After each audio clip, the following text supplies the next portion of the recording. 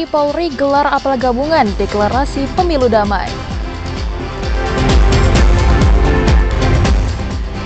Pemeriksaan laporan keuangan daerah dimulai. BPK fokus periksa laporan pengeluaran infrastruktur jalan. Polda Jambi gelar operasi pekat ke sejumlah tempat penginapan di kota Jambi.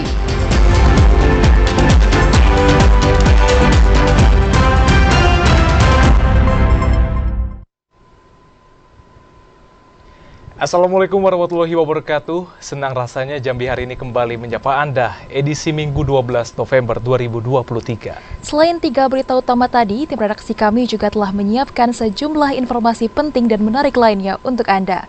Bersama saya Rastasya Laga. Dan saya Dapur Silalahi, kita jelang Jambi hari ini selengkapnya.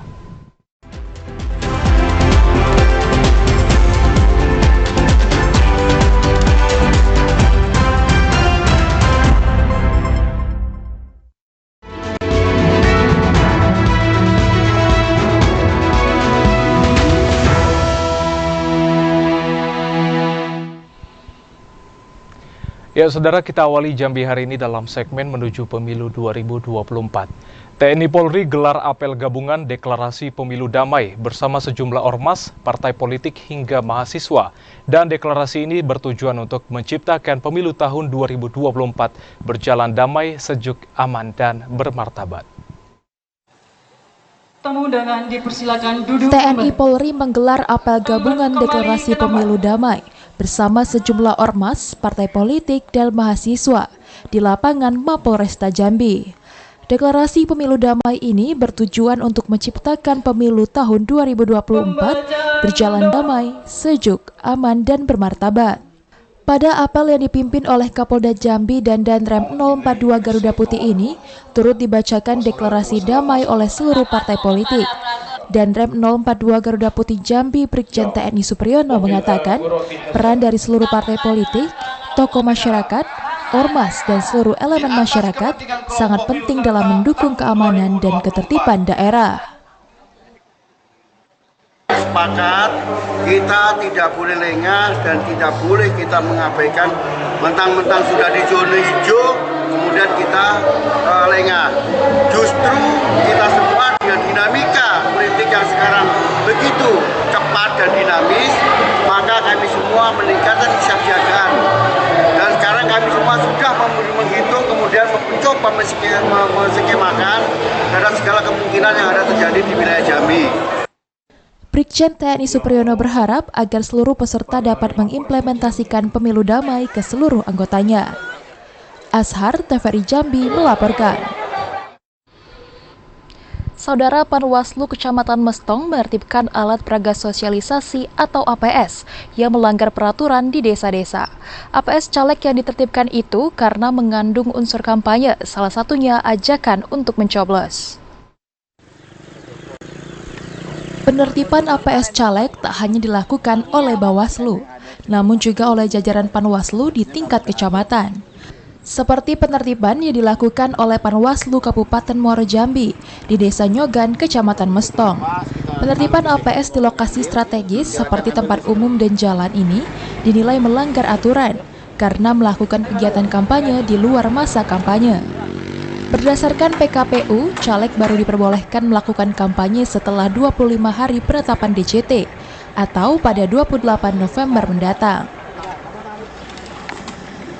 Artinya ada 3 kategori. Yang pertama itu coblos nomor urut, yang kedua itu bahasa ajakan atau simbol paku, yang ketiga itu seperti kata-kata yang mengarahkan untuk mencoblos.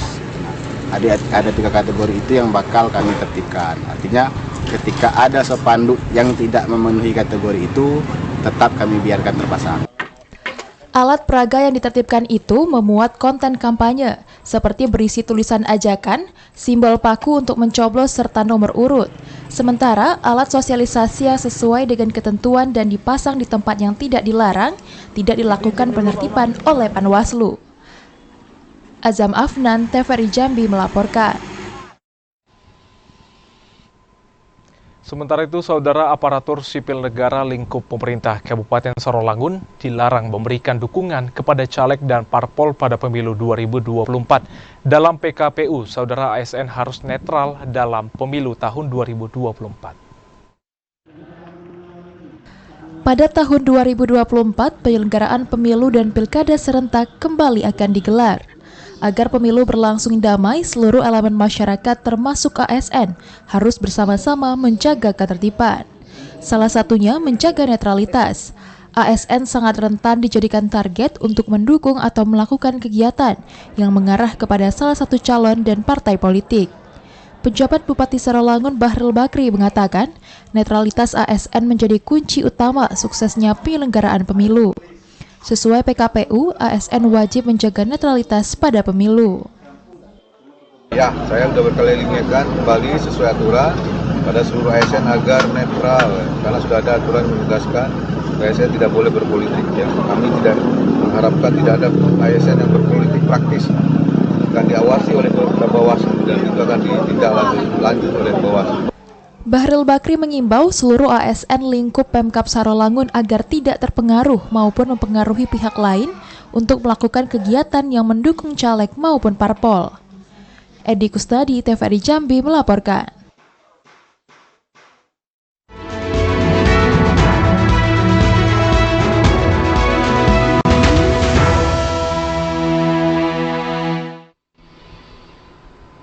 Informasi lainnya, saudara, pemerintah Provinsi Jambi telah menerima salinan hasil evaluasi APBD perubahan tahun anggaran 2023.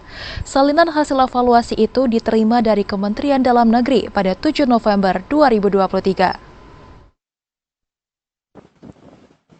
Pemerintah Provinsi Jambi telah menerima salinan hasil evaluasi APBD Perubahan Provinsi Jambi tahun anggaran 2023 dari Kementerian Dalam Negeri.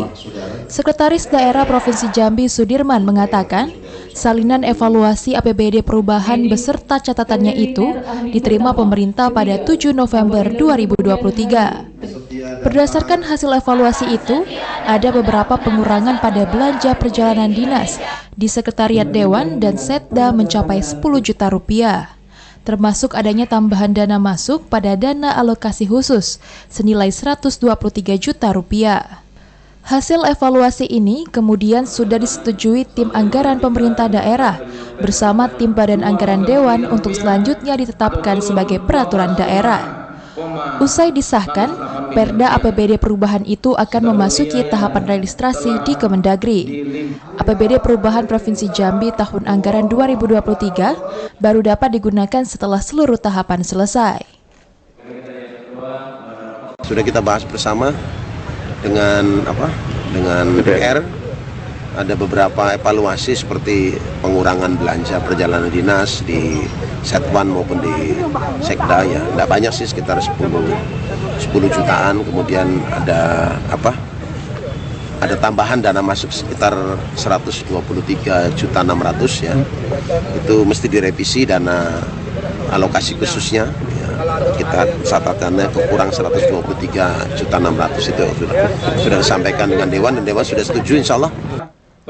Berdasarkan kesepakatan antara pemerintah dan Dewan, APBD Perubahan Provinsi Jambi tahun anggaran 2023 ditetapkan 5,3 triliun rupiah. Randy Arta, TVRI Jambi melaporkan. Sebagai tanda dimulainya pemeriksaan laporan keuangan daerah tahun 2023, pemerintah Provinsi Jambi bersama dengan BPK RI Perwakilan Jambi resmi menggelar pertemuan awal tahapan pemeriksaan dari laporan keuangan negara. Tadi itu ini kan harus sempit, tapi Pemerintah Provinsi Jambi resmi menggelar pertemuan tahapan awal bersama Badan Pemeriksa Keuangan RI Perwakilan Jambi sebagai tanda dimulainya pemeriksaan laporan keuangan daerah tahun 2023. Hal ini disampaikan Sekretaris Daerah Provinsi Jambi Sudirman usai mewakili Pemprov Jambi dalam pertemuan tersebut. Sekda menjelaskan, tahun 2023 BPK akan fokus memeriksa laporan keuangan pengerjaan infrastruktur jalan yang dilakukan pemerintah. Selain jalan, BPK juga akan tetap memeriksa seluruh laporan kinerja dan penggunaan keuangan Pemda sepanjang tahun 2023. pemeriksaan dari BPK ya, ada masalah kinerja, ada masalah laporan keuangan. Tapi intinya lebih difokuskan pada infrastruktur jalan. Jadi pada fokuskan nanti pemeriksaan di infrastruktur jalan dari sampai dengan semester ke-3 2023 dari mulai Januari. Jadi kita akan menunggu nanti hasilnya ya, karena nanti pertama akan memeriksa dokumen, kemudian akan turun ke lapangan. Pemeriksaan juga akan dilakukan dengan turun ke OPD pemerintah guna mendapatkan data valid tentang pemeriksaan yang dilakukan. Pertemuan awal ini bertujuan sebagai pemberitahuan BPK untuk melakukan pemeriksaan kinerja dan pengelolaan keuangan negara tahun 2023. Pemeriksaan keuangan yang dilakukan BPK merupakan amanat yang telah diatur dalam undang-undang. Setiap pemerintah daerah wajib melaporkan keuangan yang telah dikelola. Randy Arta, TVRI Jambi melaporkan. Antisipasi kenaikan harga pangan jelang akhir tahun, Pemkab Saralangun buka toko TPID. Informasi selengkapnya akan kami hadirkan usai jeda, tetaplah bersama kami.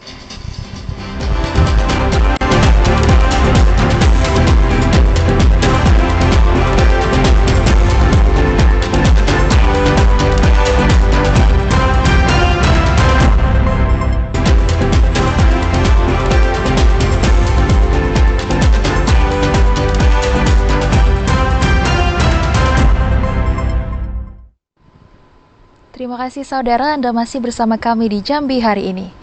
Saudara, polisi menggelar razia penyakit masyarakat di sejumlah tempat penginapan di kota Jambi. Dari razia itu, polisi mengamankan sejumlah pasangan kekasih yang diduga berbuat mesum. Polda Jambi menggelar operasi penyakit masyarakat atau PEKAT ke sejumlah tempat penginapan di kota Jambi. Sejumlah tempat penginapan yang disinyalir sering menjadi lokasi tindak asusila diperiksa oleh petugas kepolisian. Ketua Tim 2 OPS PEKAT Polda Jambi AKP Irwan mengatakan, razia PEKAT ini dilakukan untuk mencegah maraknya penyakit masyarakat dan menciptakan Kamtibmas di wilayah hukum Polda Jambi. Dari razia yang dilakukan, petugas masih menemukan adanya sejumlah pasangan yang bukan suami istri di dalam kamar. Pasangan kekasih yang terjaring ini diamankan ke Polda Jambi untuk menjalani pemeriksaan dan pendataan oleh petugas. Hotel-hotel melati yang banyak dikunjungi oleh para muda-mudi yang belum bersuami istri. Dan untuk kita data, kita ambil keterangan, serta nanti kita serahkan kepada orang tuanya masing-masing. Operasi PEKAT ini akan sampai kapan, Pak? Operasi PEKAT akan kita lakukan 20 hari ke depan. Sasarannya yaitu miras, minuman keras, sudah itu prostitusi, narkotika.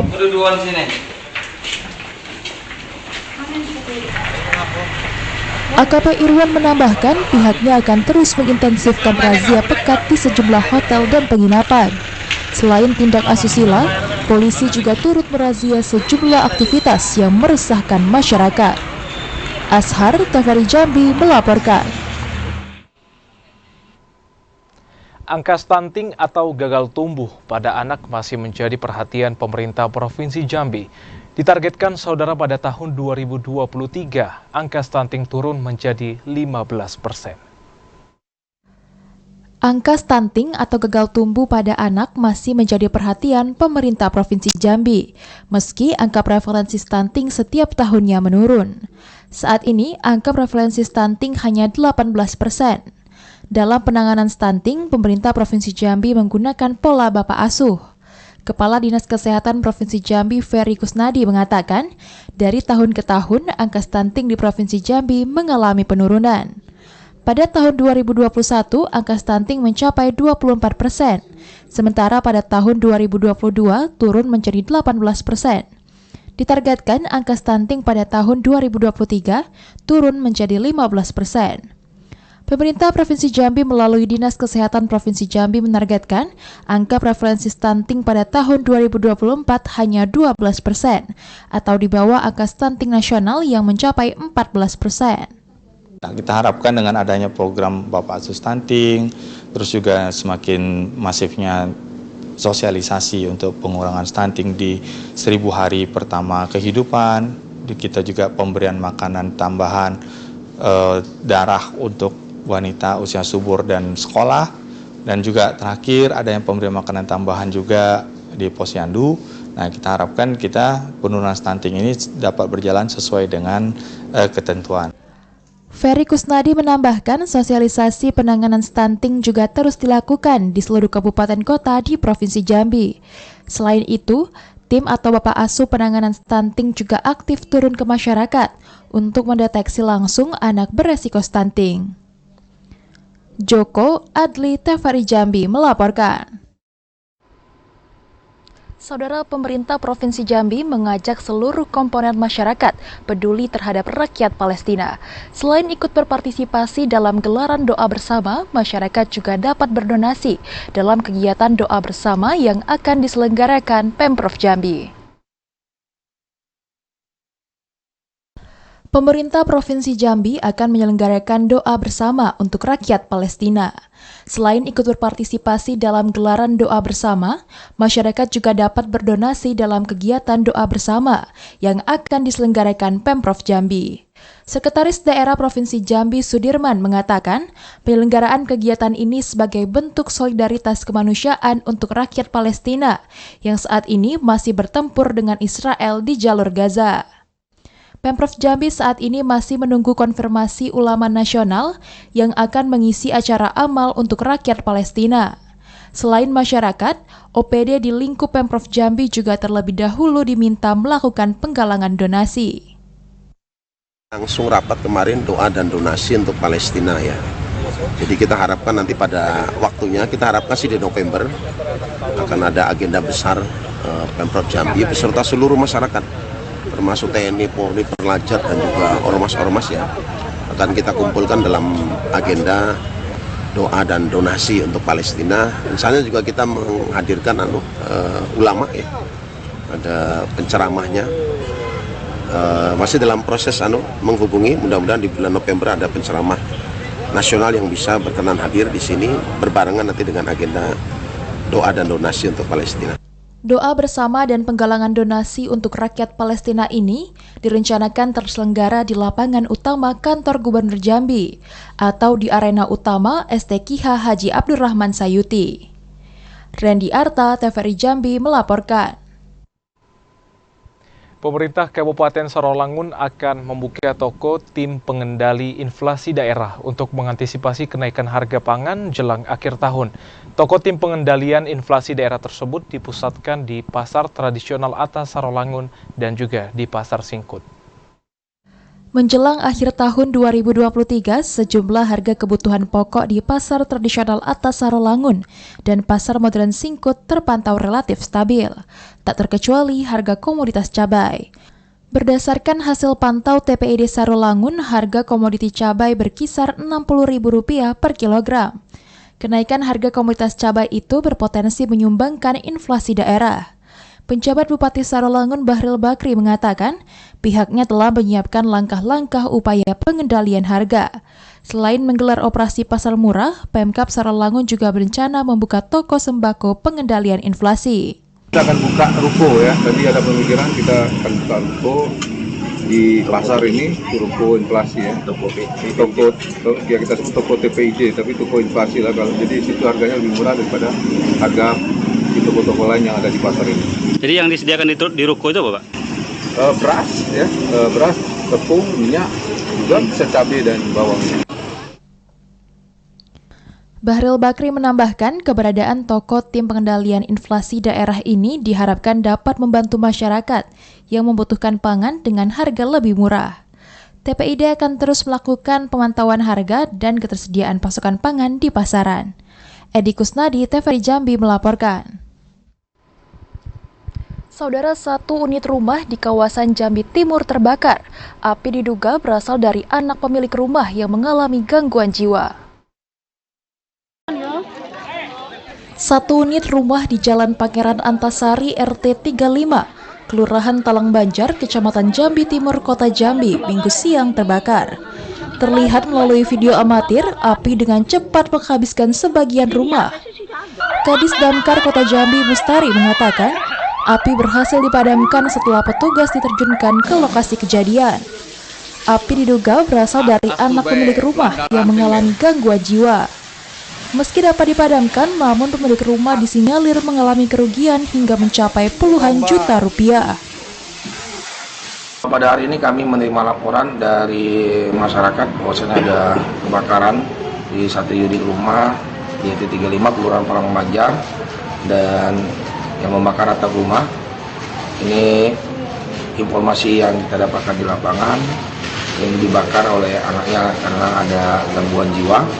Dan api dapat dipadamkan dari pos jangkar Jambi Timur dengan respon tim 7 menit dan dapat dipadamkan ini tidak terjadinya penyebaran di rumah tersebut juga maupun di sekitarnya. Mustari mengimbau kepada masyarakat untuk tetap waspada saat meninggalkan rumah dengan memperhatikan arus pendek listrik dan kompor. Ashar, TVRI Jambi melaporkan. Saudara, tetaplah bersama Jambi hari ini karena kami akan kembali dengan sejumlah informasi lainnya dalam segmen advertorial. Di antaranya PJ Bupati Kerinci Asraf memimpin upacara peringatan Hari Pahlawan Nasional tahun 2023.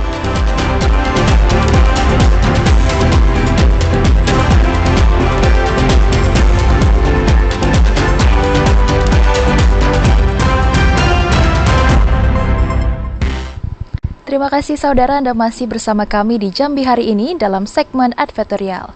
Saudara, pejabat Bupati Kerinci Asraf memimpin upacara peringatan Hari Pahlawan Nasional tahun 2023. Peringatan Hari Pahlawan ke-78 mengusung tema Semangat Pahlawan untuk Masa Depan Bangsa dalam memerangi kemiskinan dan kebodohan. 23. Yap, dimulai.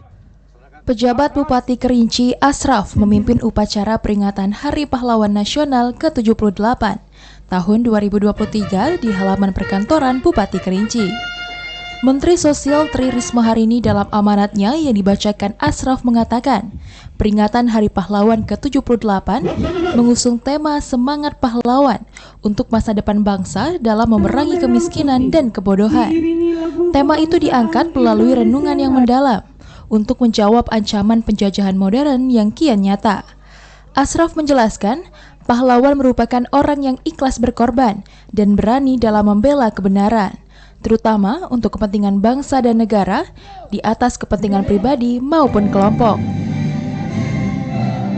Saudara-saudara sebangsa dan setanah air, segala puji bagi Tuhan semesta alam. Hari ini 10 November 2023, kita memperingati Hari Pahlawan, hari yang sangat bermakna bagi kehidupan kita berbangsa dan bernegara. Hari Pahlawan yang ke-78 ini diperingati dengan mengusung tema Semangat Pahlawan untuk Masa Depan Bangsa dalam memerangi kemiskinan dan kebodohan. Tema ini diangkat melalui renungan yang mendalam untuk menjawab ancaman penjajahan modern yang kian nyata. Dalam upacara yang diikuti oleh para ASN, pelajar, aparat TNI Polri, serta para veteran pejuang Kabupaten Kerinci ini, turut dibacakan pesan-pesan dan profil sejumlah pahlawan nasional, seperti Ki Hajar Dewantara, Jenderal Sudirman, Abdul Muiz, Patimura, Cut Nyadin, dan pahlawan lainnya. Ilwan, TVRI Jambi melaporkan. Saudara, 120 atlet karate mengikuti ujian kenaikan tingkat di halaman kantor TVRI Stasiun Jambi. Informasi selengkapnya akan kami sajikan usai jeda, tetaplah bersama kami.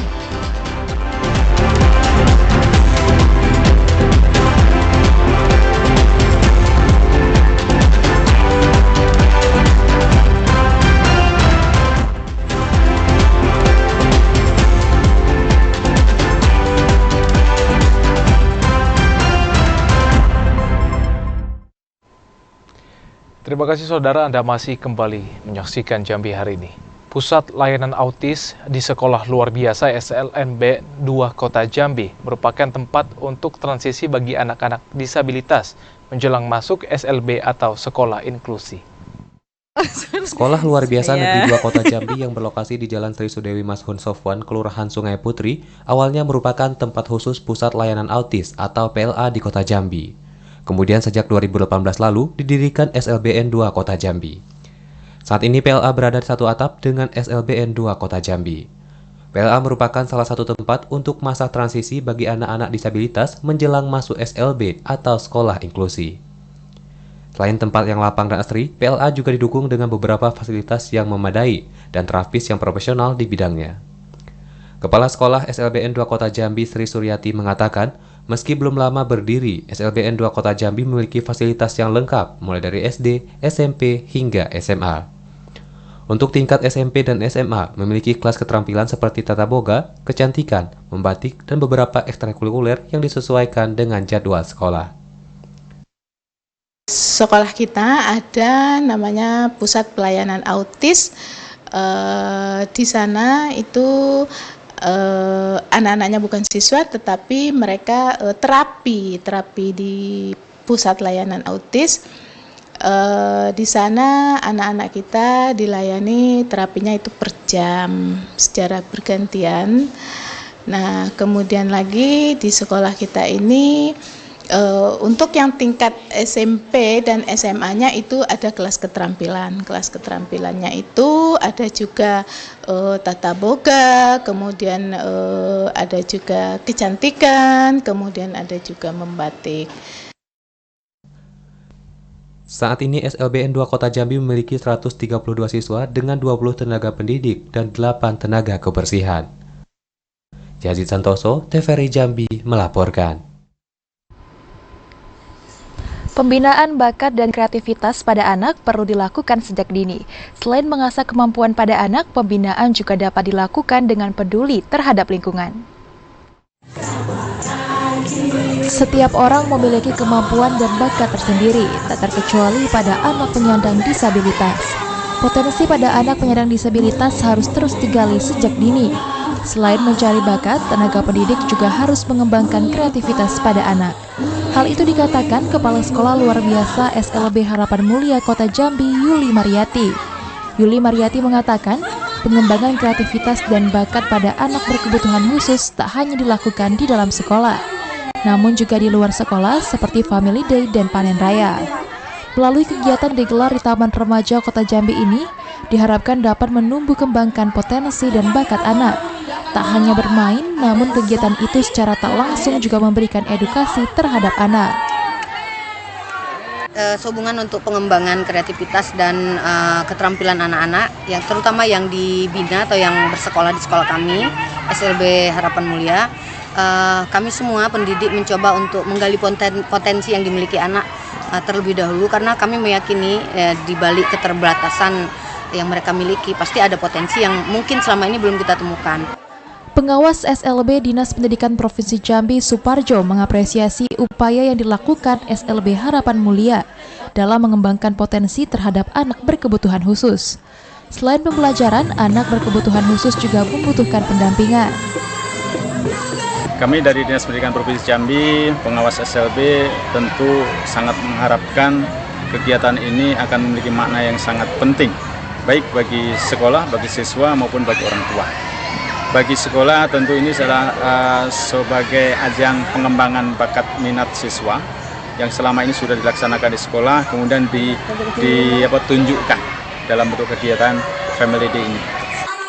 Selain mengajarkan anak untuk berbagi kepada teman, kegiatan ini juga untuk mengenalkan anak agar cinta dan peduli dengan lingkungan. Joko, TVRI Jambi melaporkan. Komunitas bela diri karate dari berbagai judo atau tempat latihan di Kota Jambi mengikuti proses ujian atau gasuku dan juga ujian kenaikan tingkat.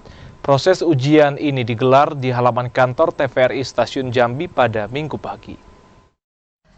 Karate merupakan seni bela diri yang berasal dari daratan Cina.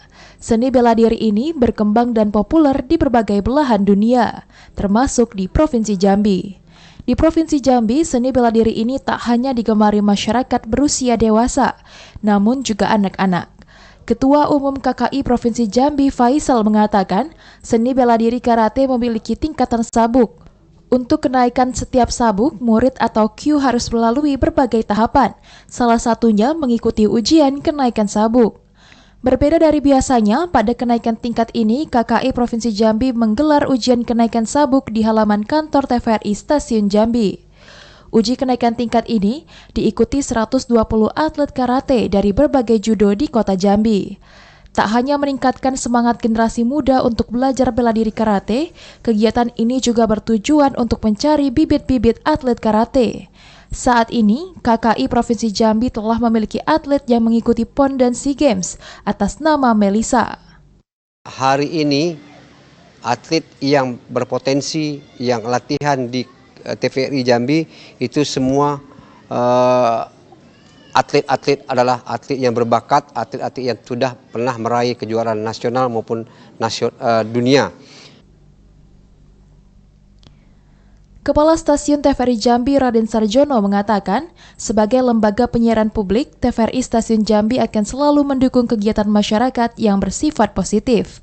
Raden Sarjono mengapresiasi KKI Provinsi Jambi yang aktif membina anak-anak muda Jambi untuk belajar bela diri karate. TVRI ada kegiatan dari KKI, di mana ini merupakan kegiatan yang memang bertujuan untuk bisa mencari bibit-bibit olahraga, terutama dari Provinsi Jambi, dan mudah-mudahan harapan dan tujuan untuk ke depan itu bisa menelurkan atlet-atlet yang bisa membanggakan dan bisa nanti menjadi atlet yang bertaraf provinsi, nasional, dan juga internasional. Ujian kenaikan tingkat ini diikuti antusias oleh seluruh Q. Tes diawali dengan pemanasan dan dilanjutkan dengan peragakan dasar teknik bela diri tanpa alat dan menggunakan alat. Yazid Santoso, TVRI Jambi melaporkan. Saudara, 1.000 lebih pelajar meramaikan gelaran Sungai Penuh Kanuhai 2023 di Lapangan Merdeka, Kota Sungai Penuh. Selain untuk memperkenalkan tarian lokal ke mata dunia, pagelaran kolosal ini juga bertujuan untuk memacu para pelajar mencintai dan melestarikan budaya lokal.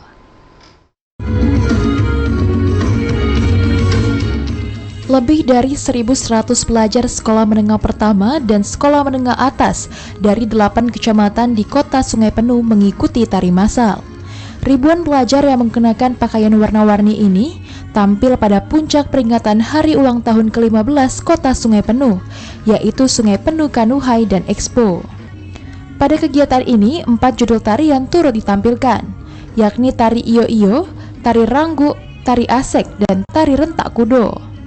Tari iyo-iyo dimaknai sebagai mengiyakan pemimpin adat yang hadir pada acara Kenduri Seko. Sedangkan tari ranggu dalam penyajiannya berupa perpaduan antara gerak dengan pantun yang dinyanyikan berisi tentang kehidupan sosial masyarakat serta digunakan untuk dakwah dalam menyiarkan agama Islam.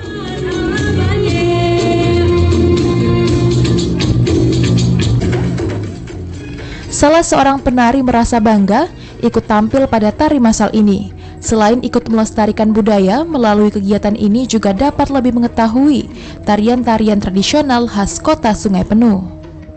Kami dari SMP 11 dari siswa pelajar Kota Sungai Penuh, dari tidak tahu adanya tari tradisional Kota Sungai Penuh sampai menjadi tahu tari tradisional Kota Sungai Penuh, dan kami dapat mengikutinya. Ya, karena tari tradisional ini kan sangat bagus, jadi mungkin budaya Kota Sungai Penuh bisa lebih berkembang lagi, mengeluarkan tari-tari tradisional yang sepertinya khas dari Sungai Penuh, tari asek, tari rentak kudo, tari iyo-iyo, tari ranggu. Dengan adanya tarian massal yang kita gabungkan kolaborasi dengan 4 tradisi, tari tradisi tadi, sehingga anak muda-muda ini akan tahu, oh ini tari iyo-iyo, oh ini tari ranggu, ini tari asek, ini tari rentak kudo. Jadi mereka betul-betul menghayati setiap tari demi tari tersebut. Tari massal ini melibatkan ribuan pelajar dari sejumlah sekolah. Dilibatkannya para pelajar pada tari massal ini agar tarian tradisional dapat terus lestari. Ilwan, TVRI Jambi melaporkan. Dan saudara, informasi tadi sekaligus menutup perjumpaan kita di Jambi hari ini. Terima kasih atas perhatian dan kebersamaan Anda. Saya Dapur Silalahi. Dan saya Rastasya Laga bersama seluruh kerabat kerja yang bertugas pamit undur diri. Wassalamualaikum warahmatullahi wabarakatuh dan sampai jumpa.